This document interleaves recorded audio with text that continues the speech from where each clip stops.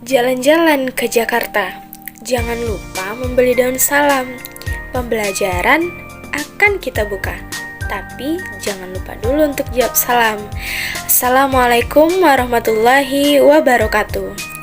Nah, gimana nih kabar Anda semuanya hari ini?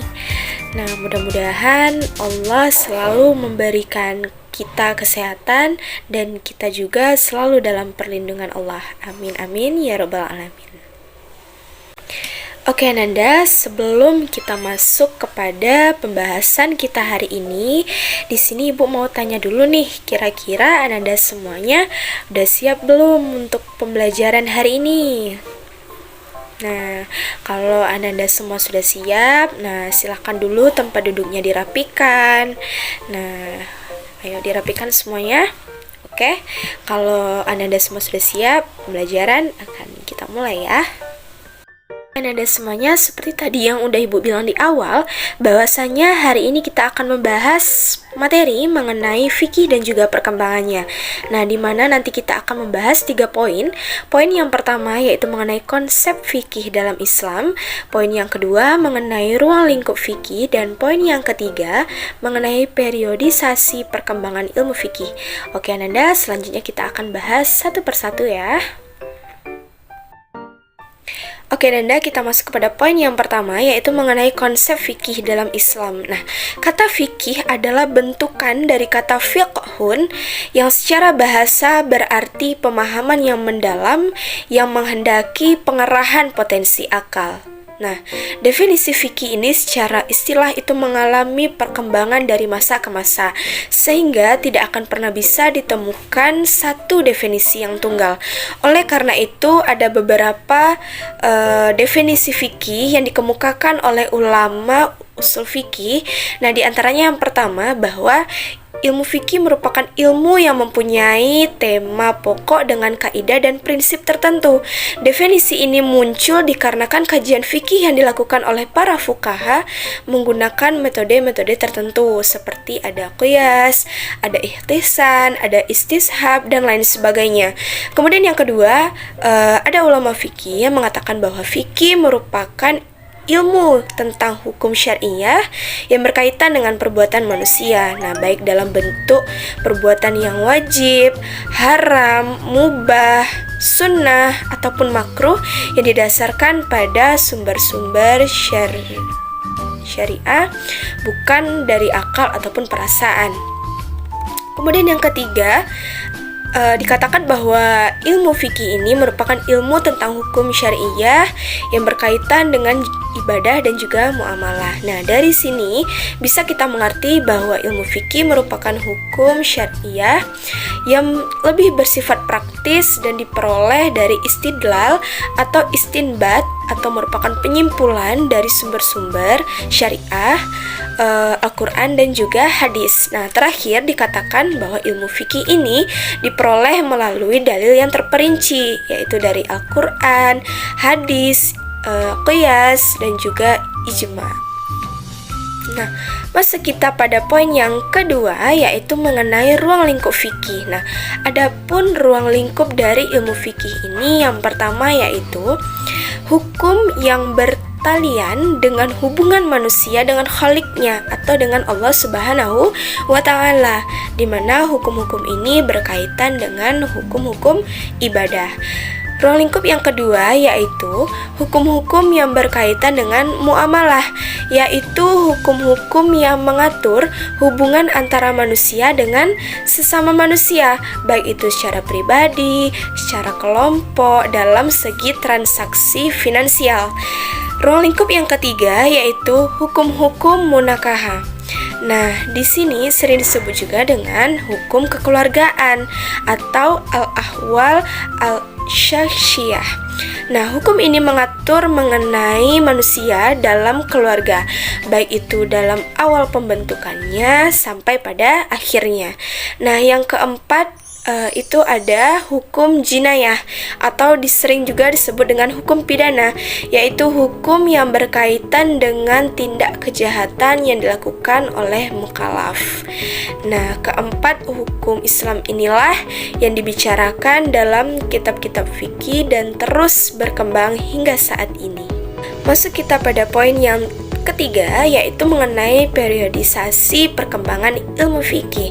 Nah, menurut Syekh Abdul Wahab Khalaf, perkembangan fikih Islam terbagi menjadi 4 periode, yaitu ada periode Rasulullah SAW atau Nabi Muhammad SAW, kemudian ada periode sahabat, ada periode tadwin, dan yang terakhir nantinya ada periode taklid. Nah, masuk kita pada periode yang pertama, yaitu periode Nabi Muhammad SAW. Nah, di sini terbagi pula menjadi 2 periode. Yang pertama periode Mekah dan periode Madinah. Nah, periode Mekah ini di mana pada masa selama Nabi Muhammad SAW menetap dan berkedudukan di Mekah selama 12 tahun dan beberapa bulan semenjak beliau diangkat menjadi nabi hingga beliau hijrah pula nantinya ke Madinah.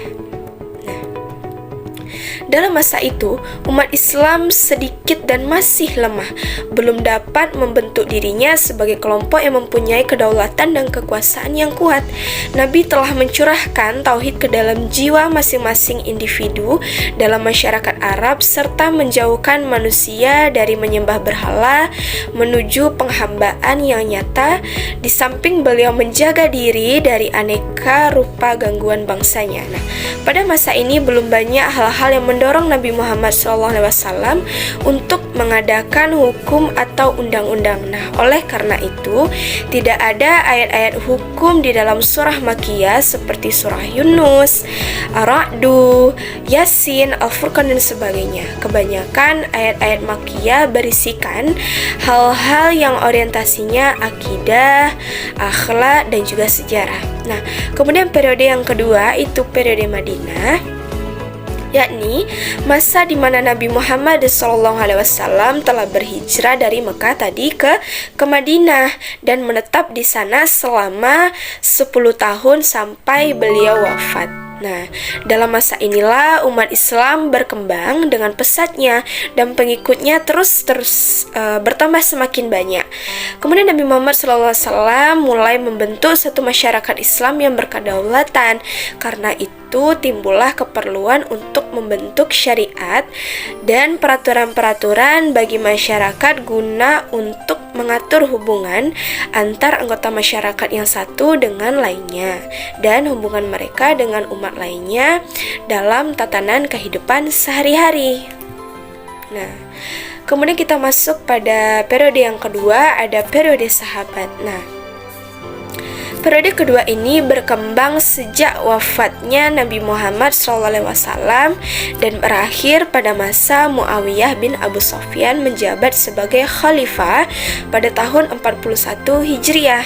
Nah, pada periode ini hidup pula sahabat-sahabat Nabi terkemuka yang mengakibarkan bendera dakwah Islam. Nah, pada periode ini Islam semakin dikenal luas dan dianut oleh orang-orang yang tinggal di wilayah yang jauh dari pusat Islam itu sendiri, yang mengakibatkan adanya masalah-masalah baru yang muncul. Oleh karena itu, tidak mengherankan apabila pada periode sahabat ini pada bidang hukum ditandai dengan penafsiran pada sahabat dan ijtihadnya dalam kasus-kasus yang tidak ada nasnya.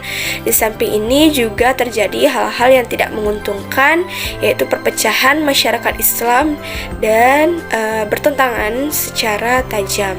Kemudian kita masuk pada periode tadwin atau itu periode yang ketiga, di mana pemerintahan Islam pasca keruntuhan Daulah Umayyah.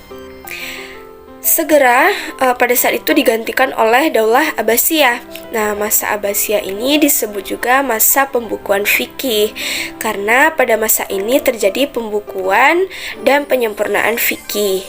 Nah, pada masa Abbasiyah ini yang dimulai dari pertengahan abad kedua Hijriah sampai abad ke-4 Hijriah muncul usaha-usaha pembukuan hadis, atsar, kemudian fatwa-fatwa tabi'in dalam bidang fikih, tafsir, usul fikih, dan sebagainya.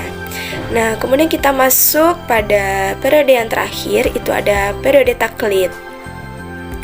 Sejak berakhirnya pemerintahan Abbasiyah, tampaknya kemunduran berijtihad sehingga sikap taklid berangsur-angsur tumbuh merata di kalangan umat Islam. Nah, yang dimaksud dengan masa taklid ini adalah masa ketika semangat atau himmah para ulama untuk melakukan ijtihad mutlak melemah dan mereka kembali kepada dasar tasyri' yang asasi dalam pengistimbat hukum dari nas Al-Quran dan Sunnah.